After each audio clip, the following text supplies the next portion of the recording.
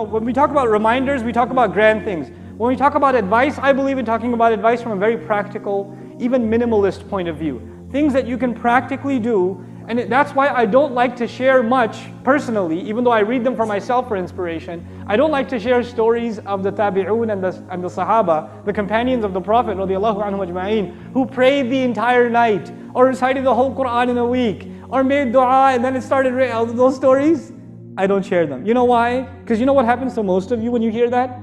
Man, they were so awesome. I'm so bad. Assalamu alaikum. That's the end of the... Man, Sahaba were really cool. I'm so going to hell. That's it. That's it. Let's start little by little. أول الغيث قطر ثم ينهمر. The Arabs have a saying. It says, it's in many other cultures too. The first of the heavy rain is just a drop. Then it pours, right? Let it build little by little. The first thing you got to do is you have to discipline your life, people. I have to do it, you have to do it. You know what it means to discipline your life? Go to sleep early. Pray Isha and go to sleep.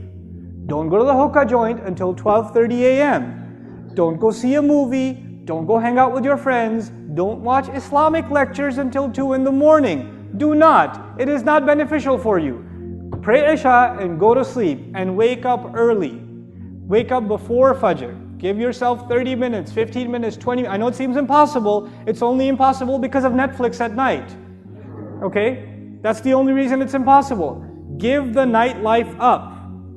Let the night be for sleep. At least you're not accumulating sin every night. At least you're not burying your heart under more sin every night. At least you're sleeping. At least you're innocent for that much. At least that much. Then you wake up and you pray. At least start with a routine of praying Fajr on time. Start with Fajr on time. And the guys here, at least once a week, guys, make it to the masjid for Fajr. At least one. I don't ask you every day. Just one day a week. Give yourselves one day a week. And you don't catch the second rak'ah right before the salam. Right?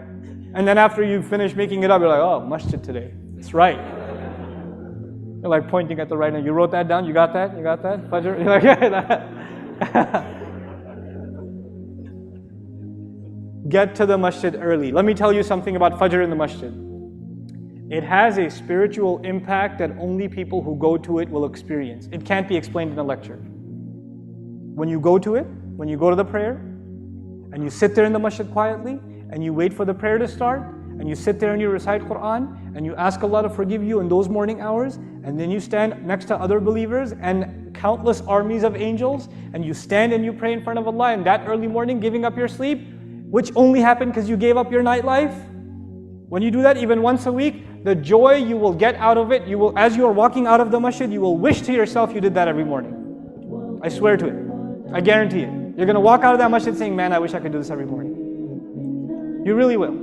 But start with once a week. Start with once a week.